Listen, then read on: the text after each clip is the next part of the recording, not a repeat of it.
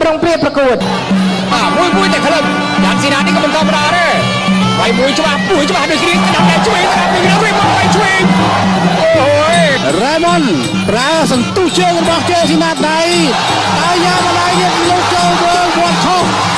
អូរ៉េម៉ុនសងហើយដៃរបស់រ៉េម៉ុនសងវិញជេស៊ីណាកែងមករបស់ចាន់ស៊ីណាអូចេញជាកុងស៊ីណាបុកចូលទៅមុខក្រៅឃើញបានខោជំលេងហូ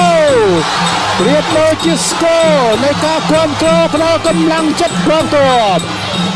មេតបលើក្លាហានសំខាន់កូនទាហានមិន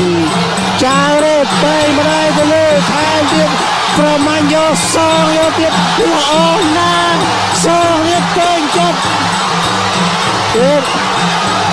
លោកម្ដាយរបស់កីឡាកររ៉េម៉ុនថយក្រោយដៃរបស់ស៊ីណា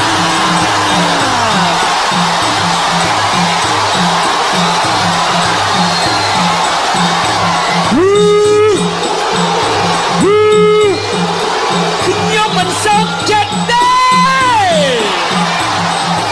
អាចថាមែនគឺមែនកលាតែអូ5ទឹកតែសារតែឌឺពេកឌឺមែនទេបងប្អូនលទ្ធផលអ្នកឌឺសា